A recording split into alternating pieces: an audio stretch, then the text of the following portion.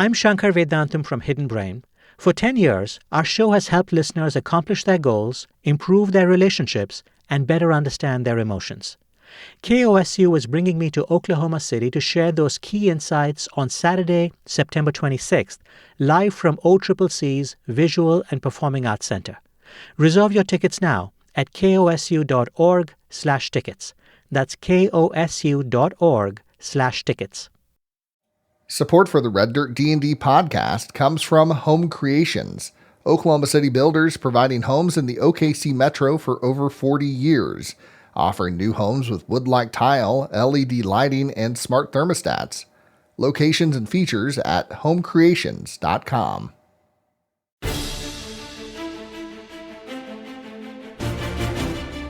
Welcome to Red Dirt D&D. I'm Michael Cross, and I play Elias Stone, a human cleric. I'm Connor Shenold. I play Sable, a half-elf rogue. I'm Johnny Payne, and I play August E. Graymore, a human fighter. I'm Carrie Hester, and I play Moxie, a tiefling bard. And I'm Brooke Bullock, your DM. Please join us as we explore the curse of the Clockwork City.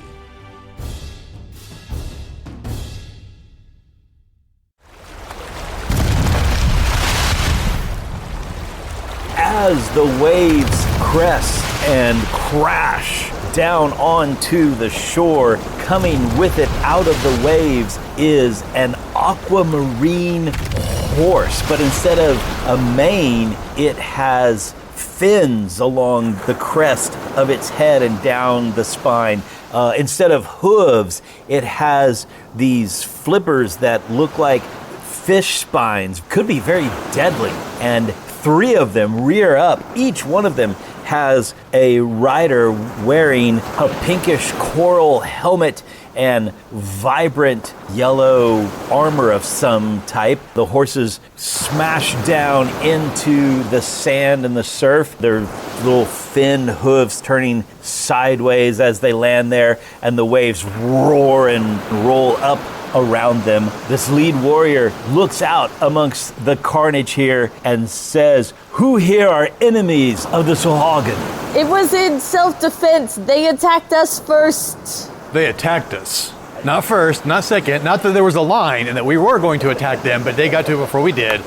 And he takes that in but doesn't seem to respond to that particular fact. His second question, he looks about. Sable happens to be the closest to him, and so he looks at Sable and says, "What brings an elf to these isles?" We crash landed here, as you can see, and I gesture to the huge ship that is right next to me. With a big hole where an engine should be. Please tell me they look at it and react in shock. Oh! This rider kind of glances out, sees Moxie, notices Rhapsody there behind her, maybe about 40 or 50 yards away on the surf is Dr. Stone, which, Dr. Stone, you seem to be chanting and doing something while this conversation's going on, yeah? Yeah, as this conversation's going on, I've still got my aura up, they call it aura of vitality, and so each turn I get to heal. So I'm just kind of healing Moxie and August and Rhapsody and just listening to you guys converse. Okay, so every 6 seconds there's just this pulse of energy going to a particular person. He sees August with his halberd and the dead Sahuagin all around him. He does indeed notice the giant airship that's there, and he looks back at Sable and says, "And thus do you surface dwellers constantly contaminate our lands." It wasn't our intent to invade your lands any more than somebody else has already invaded these lands prior to us. Our ship was knocked out of the sky by those who wished to bring a terrible evil upon these lands, and we were in pursuit of them to stop them. We crash landed on this beach and then were attacked here by your comrades. You must leave this place by nightfall. We will not allow you to bring your surface conflicts down onto us. Does this soldier have legs? He does at the moment have legs. At the moment. Do I At know? the moment. Do I know anything about mermaids? Could you roll some type of nature check, or in fact roll with advantage, because indeed the siren song, right? And Rhapsody. Wait a minute, and her you look stories. like my napkins. The logo on my napkins. You said nature, which is... Or if you think there's another skill that's more fitting, but kind of seems like what I nature. have. Let's do Yeah, let's just do a 12. Okay, it seems odd, but maybe, mermaids are magical and maybe they have ways. Maybe he's not a mermaid, maybe. Well, I do know that Rhapsody had a relationship with a mermaid, and Rhapsody can't breathe underwater, so there's a piece missing here. By the way, the sea has just gone uncannily calm. Yeah, we would love to leave, but as you can see, our vessel is not fit for transportation. Do you have any means of transporting? We'd love to make it over to the main island to talk to that, big evil thing my friend was talking about. Everybody roll me a perception check. If it comes up, I have a great persuasion. I need you to know that. 15. I rolled a 14, but my passive is 18. Oh, okay. And I'm only saying that because I'm really not concentrating on anything. I'm concentrating on the spell. Maybe I'm just more something I can kind of catch out of the corner of my eye rather than... Yeah, for sure. I got a 17. 17. August is lost in thought on how they issue verbal commands to their horses while underwater. I have an 8. Dr. Stone, perhaps because you are focusing on different members of the group and not necessarily on this guy, to the left of Moxie and Rhapsody, the beach goes for another 30, 40 yards or so and then kind of curves. It comes to the end of the aisle and there are some big outcroppings of rock that are there. And you suddenly notice that there is indeed a mermaid sitting atop that rock, and she has this powerful tail that's overlapping with scales of deep sea green. They're kind of shimmering in the very late afternoon sun, and her tail's kind of curled around this outcropping of rock that is holding on to that outcropping of rock. She has long chestnut brown hair that's cascading down her back in these waves. They're not moving, just these rolling cascade of hair. And even from this distance of some probably 50, 60 yards, you can feel the allure coming off of her. Does she look familiar? Like I would have seen her displayed at the siren song. Like a big painting above a fireplace. Indeed, above the siren song, there is a picture of a mermaid. Above the bar. Above the bar at the siren song. There is a picture of a aquamarine sea green mermaid with chestnut hair and just exquisite beauty. Rhapsody! And you notice that Rhapsody is just staring transfixed the same direction. Oh, well then she's already seen it. Never mind. I was going to tell her over there, but she's already seen it then. I think we found Marisol. Hey, you on your little seahorse thingy, is that half fish woman with you? And he starts to speak, and then this voice, it catches everyone's attention. This voice from this woman on the rock says, "Tell me, are you lost? Are you looking for something the sea doesn't easily return?" That's what she said from the rock? Yeah. And we could all hear her? Yep. Oh, yeah. I'm in love with her too at this point, honestly. And Moxie is standing right next to Rhapsody, and you hear her with all this emotion in her voice. She's just like, "Marisol." We are lost technically. We would love a ride to the main island, but hi, I'm Moxie. And I'm willing to turn my back for a moment if you need a moment. You want to run towards each other in slow motion along the beach?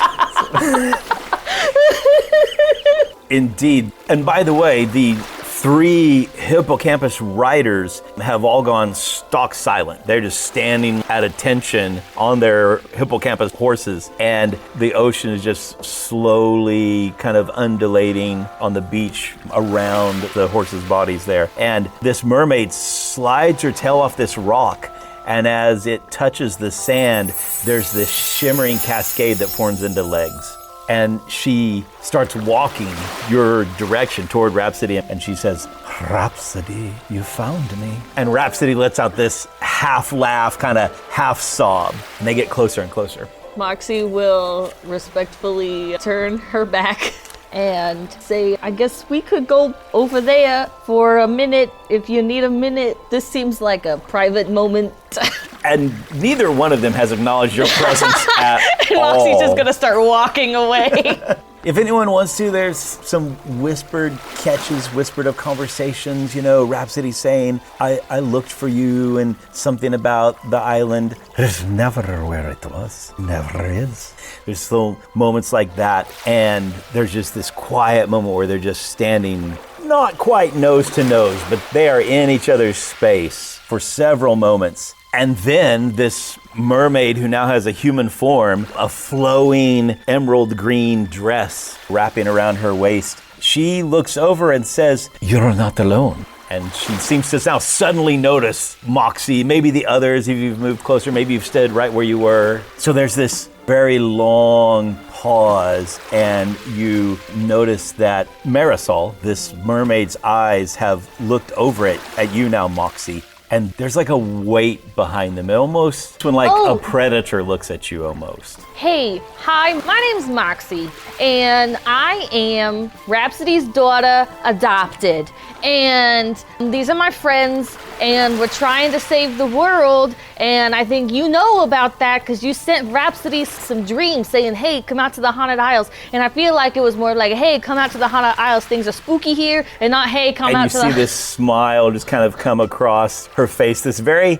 It's not condescending, but it's just very understanding, like the pleasant smile you would give a child, just blathering on and on, telling you a story, And she holds up a hand and says, "A relationship, a daughter." And then Rhapsody says, "Adopted, but in all the ways that matter." I was pretty young when my mom died, and my mom was like an employee, and that sounds really weird when I say it that way, but they were like best pals, just like friends platonically, I think. And Marisol kind of looks around, lingering at Rhapsody for the longest moment, but then looks around and says, "Why are these land walkers here in our realm?" So, like I was saying, big evil guy on the main island, we would love to stop him because he is on land and he's trying to take over the mainland, but I thought you probably knew about that. And you can tell she's following the conversation, but yet there are moments when it's just not quite lining up because she says, "The Sahuagin have risen." I mean, I don't know anything about that, but yeah, they did attack us. And she looks around, and then she seems to notice Dr. Stone, and she makes a motion for you, like a motion with her fingers, like, "Come hither." I think about a minute's passed by this time, so I'm done with the aura. It kind of fades away, and I walk over and I say, "Do you know anything about the Sahuagin?" She kind of tilts her head at your pronunciation, and then she says, "They do not hunt as they once did. It's not for hunger or territory. It's not conquest. It's eradication."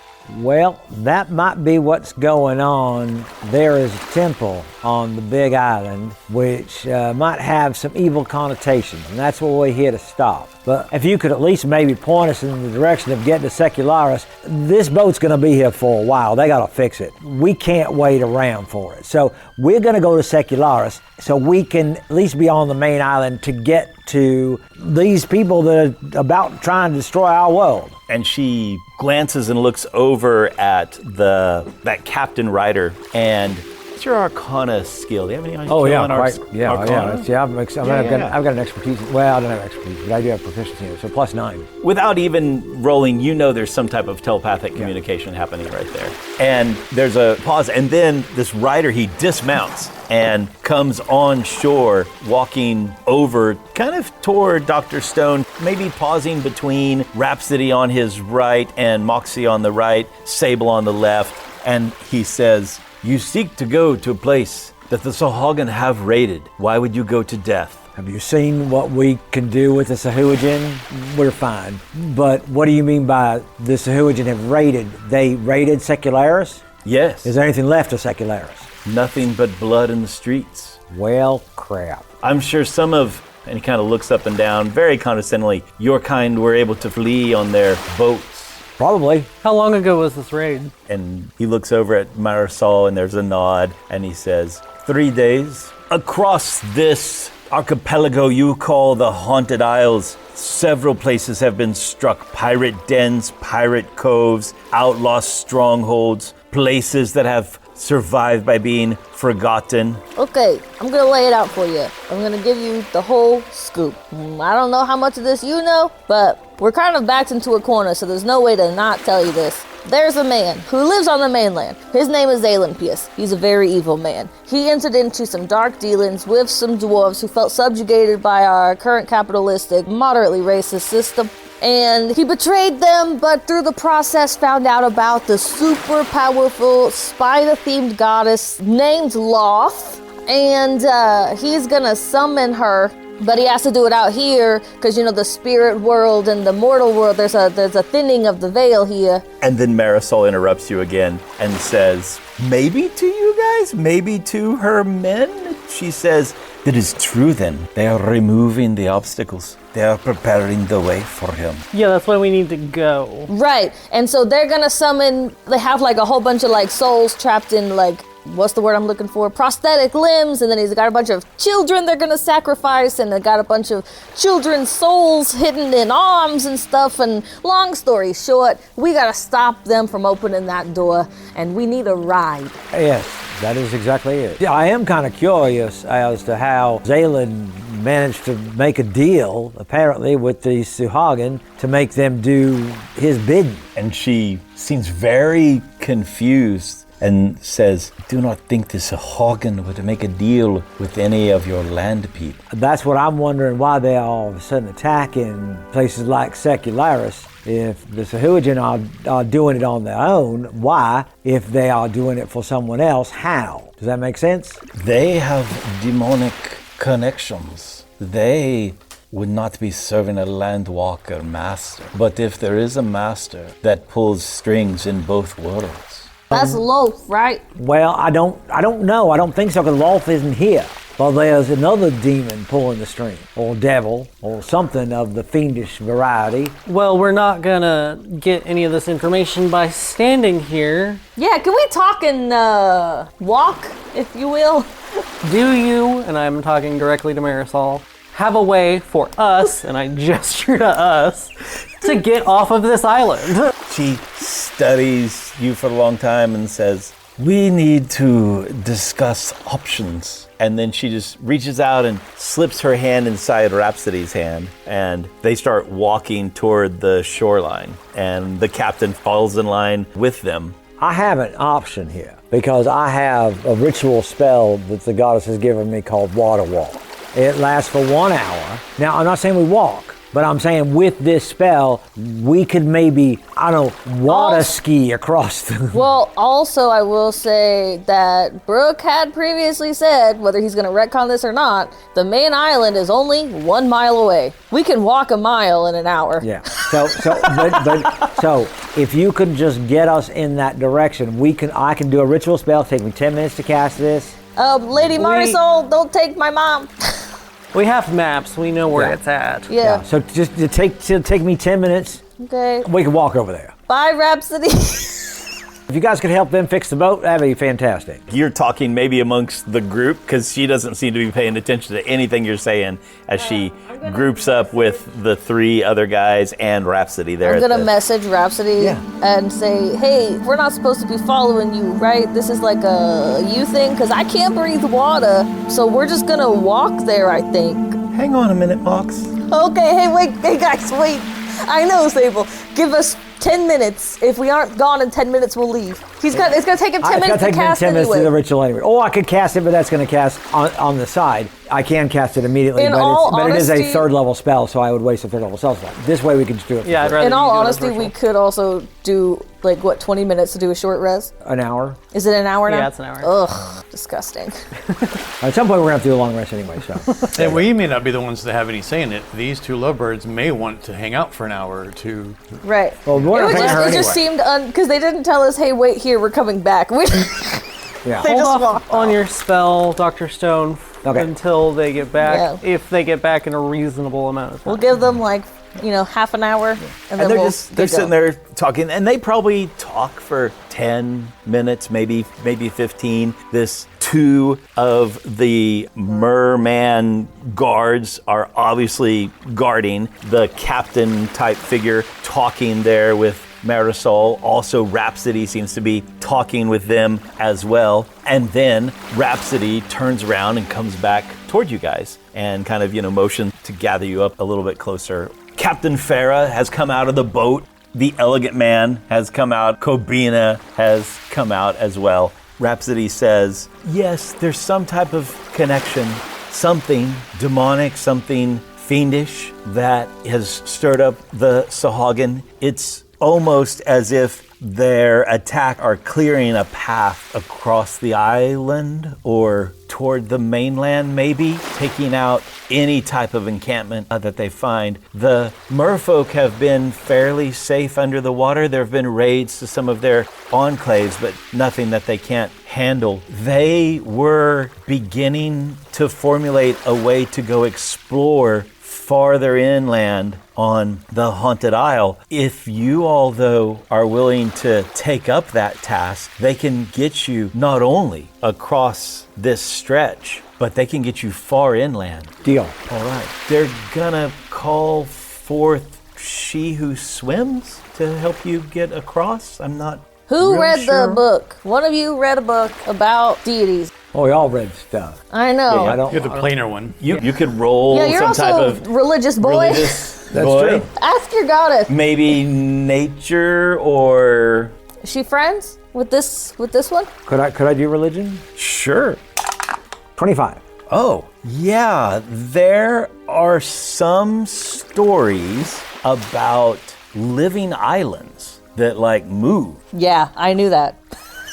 And it's the aquatic terrace. In essence, yeah.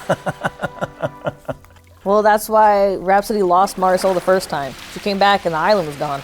Excellent. All right. Well, I know Sable's raring to go, so let's go. I think we're all raring to go to stop this door open. Do we have everything we need? Did anybody loot the fish boys? That's right. By the way, what's on these fish?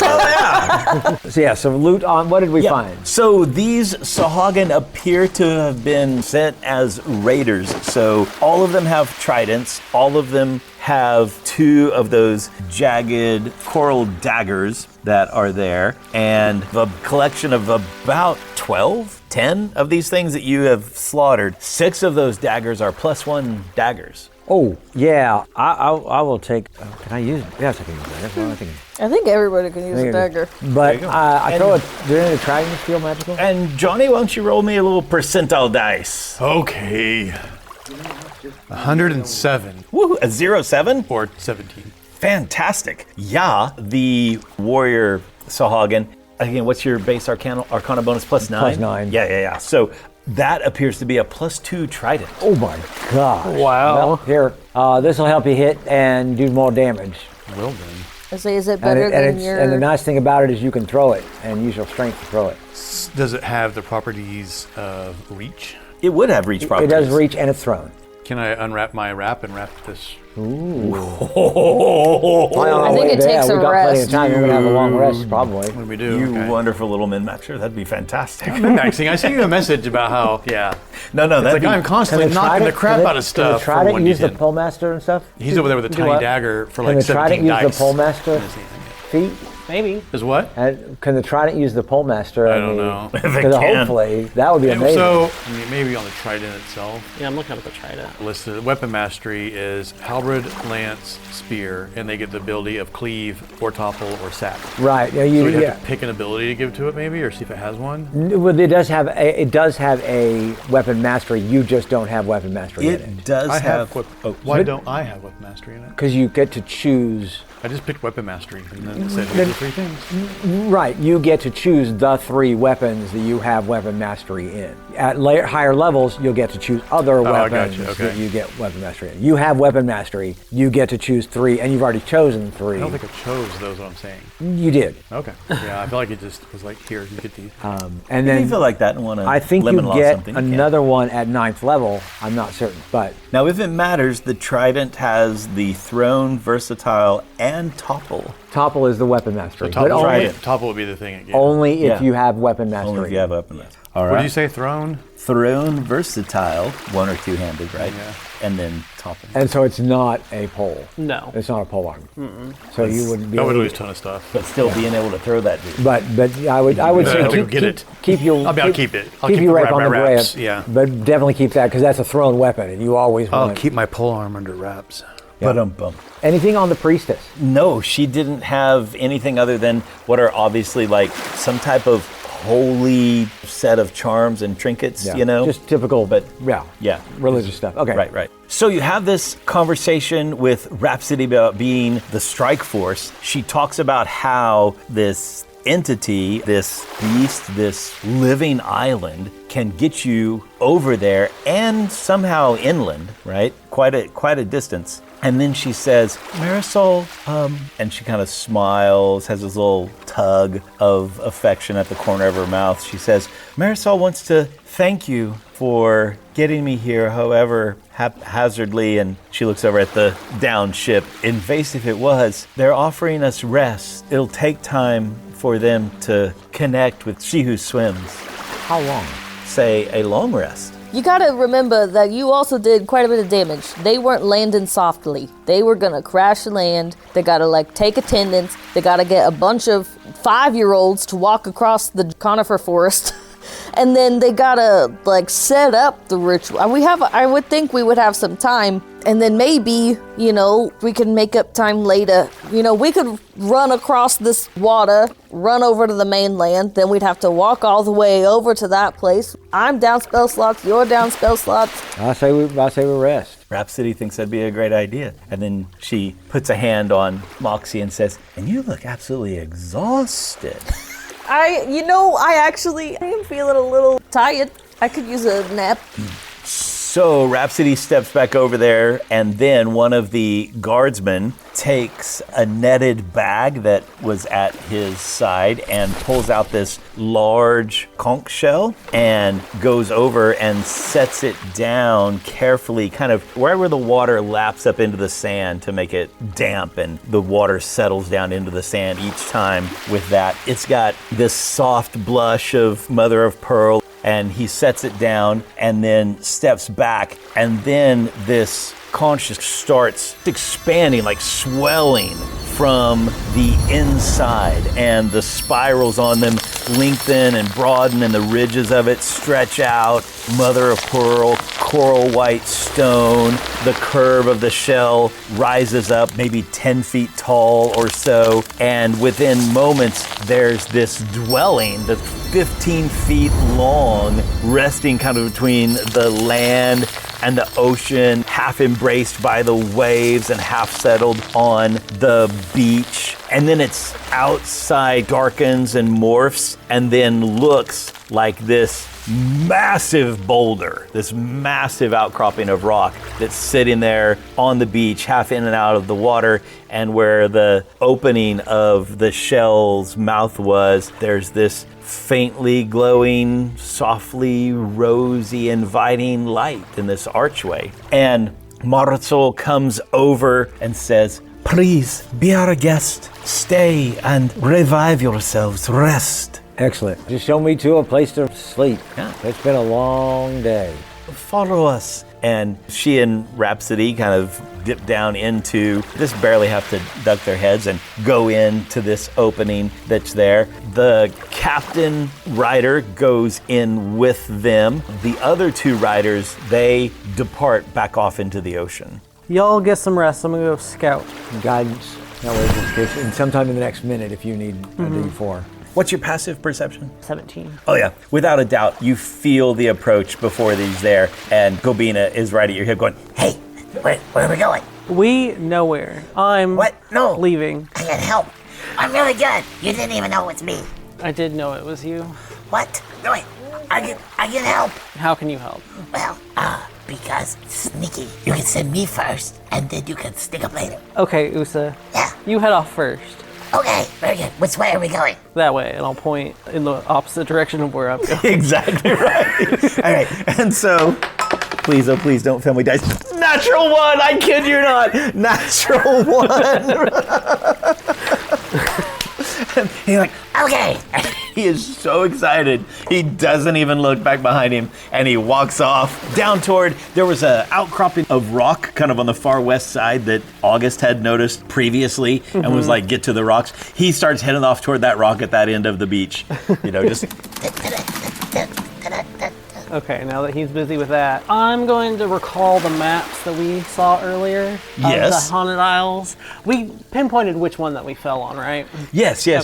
So I'm a stealth through the woods, use my inherent ability of pass without trace. What I'm trying to do is I'm trying to scout possibly what's still on this island, and then get to the opposite beach to use the spyglass I still have and not given back to the captain yet. That's true. To try and spot where the copper dragon might have crashed to. Give me a couple of rolls, or if you want to be narrative and describe you're moving through the jungle, you can do that too. It's very easy to see where the other Sahuagin raiders came from. They just tromped through this coniferous forest. I rolled stealth, and with my pass without a trace, it's a 33. Insane. So yeah, just being on the lookout for stuff as I move along. You go for about a half mile, 8 football fields or so, and you come out. And on the other side of the aisle, the whole edge of the aisle just seems to be very stark, sheer drop-off. What's your nature bonus? I don't have a proficiency in it, but it's a +1. Go ahead and roll for me. Just let's see what happens here. A 9. Okay. And you're a little bit caught by surprise. You didn't realize it when you were walking, but evidently there is a slow rise in this half mile because you come out and there's just rugged cliff that drops straight down to rugged rocks below, and you're about 70 feet above the water line versus where you left, the water lap dried up. And then you can look out and you can see that larger aisle, and then there's lots of little ones if you look to the east and the west a little bit, but there's that larger aisle that's there, and you want to do a little spyglassing. Yes, I'll probably not be right at the edge of the rift, but close enough to see over it, obviously, but still hidden, 1 with my stealth, and then 2 just kind of being back from the ridge line a little. Roll me some percentile dice. Okay. And then roll me a perception check. Percentile dice is 9. Oh, okay. No. Fantastic. Then roll me a perception check Okay. for your search. Is this with advantage from the spyglass? Sure. No, okay. Then it's going to be an 18. Okay. Indeed, you are able to spot that maybe a couple of 100 yards ashore of this island that's out in front of you, the trees are whopper-jawed, something disrupted that there. And maybe there's... It's hard to tell, but you think you can see the very top curve of the copper dragon. Okay. Do I see any possible movement? But you don't see anything moving. Nothing on the beach for sure. Okay. I'll turn the spyglass towards where Secuaris kind of is. Okay, yeah. It's probably more around the curve of this, and so go ahead and roll again with perception and again with percentile die. Okay, so roll percentile die first. An 80. Okay, and then perception check with advantage. 25. All right. You don't catch anything that direction. Nothing on the water. There's no smoke rising or anything like that from that location. What's your wisdom? +1. Yeah. Go ahead and roll a wisdom check. 18, 19. Oh, nice. And then it strikes you, there's no smoke of any kind. There's no forges or fires, or there should be maybe a wisp of something. Yeah, I in got the air. attacked 3 days ago. Right. We did have the storms last night, though. True. That was a little bit further southish. Can I recall kind of what direction the storm was kind of going in? Yeah, it would have swept from the direction you're looking and across that aisle and then toward Ironspire. Okay. Do I know if Secularis is, obviously it's hidden, but is it in a cove type covering, or do I know that it would be kind of open to sea smoke? Maybe roll an insight check and roll with advantage because of the Sapphire Society. 14. That makes sense that it would be in a cove, kind of a protected area, but you don't know for certain. So either it's just completely obscured, and you wouldn't see smoke because whatever, or possibly the storm put it out of whatever attack happened. Mm-hmm. Am I seeing any Sahuagin on the beach front? No. No? Okay. That 80% didn't allow any of that to be seen. I looked forward for the Copper Dragon. I looked to the left for Secularis. What's over to the right? And the right's just open ocean, more or less. Okay. So then I will start heading back. Okay. I'll go see whatever Kobina got up to. Very good. Meanwhile, back on the beach, do any of you go into the shell? Are you gathering up some other things? I just go into the shell. Do any of you guys want any of these daggers? No. What time of day is it? It's getting dusky, so probably. I'm gonna pick a good rock. Yeah. And watch a sunset. Awesome. Have some alone time. Okay. Very nice. And Good Moxie is going to watch Rhapsody and Marisol walk into the shell hand in hand. Yes. She's going to look over and see probably Dr. Stone and August, looting the Sahuagin, maybe trying to throw some back into the ocean, clear the beach or something, or whatever they're doing. She's going to watch Kobe and Sable go in different directions. Your passive insight is 18? Yeah. You instantly, you're like, yep, he totally ditched him. He ditched him. Hope he's okay going off that way by himself. I wonder if he realizes he doesn't have to be a dwarf anymore. And then she's gonna kind of laugh under her breath and go up and find a rock and watch a sunset, maybe reach into her pocket and pull out a magical portrait that Rhapsody had given her a while back. The only thing that makes it magical is that it's just indestructible. It can get wet and it's fine. And it's just a little painted portrait it looks like Moxie somewhere in a human range of 9.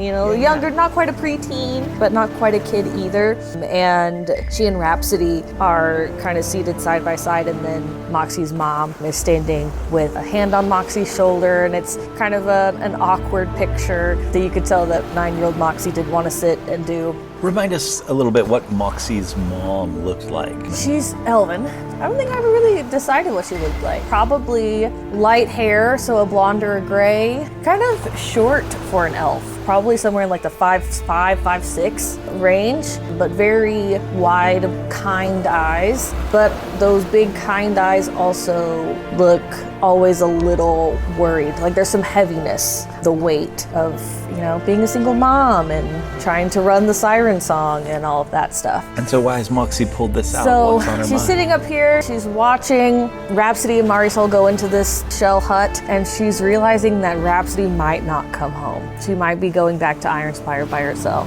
And she's really sad about this, but she doesn't want Rhapsody to know that she's sad about it because she wants Rhapsody to be happy. Because Rhapsody's been looking for Marisol her whole life. And as she kind of pulls this picture out and starts looking at it, she sees Sable's spyglass kind of glint off of the sunlight and thinks maybe that'll have to be good enough. So she's going to watch this sunset from this rock. And so Moxie's being introspective. Dr. Stone and August are clearing the beach of debris and gathering a few things. Sable is scouting ahead. And as the sun begins to set here on this outer isle of the Haunted Isles, it also sets on this episode.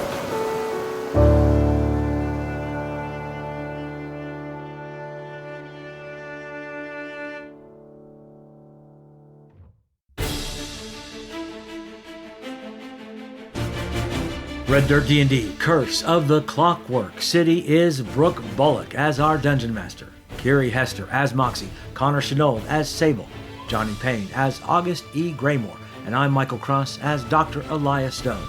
Our theme music comes from Ovani Sound. Our sound effects and additional music courtesy of Jeffrey McBride, Monument Studios, Describe.com, and TabletopAudio.com. Dice for the Red Dirt D&D cast provided by ST Way Gaming. You can find us at reddirtdnd.com. If you are enjoying Red Dirt D&D, make sure to subscribe, rate us, and leave a comment. Also, tell your friends about Red Dirt D&D. You can also support the show at patreon.com/reddirtdnd at whatever giving level works best for you. Join us next time as we discover more secrets in the Clockwork City.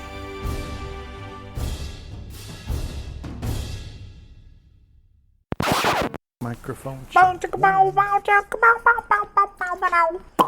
This is only episode 2. I know. Yeah. Ran for a long haul tonight. That's right.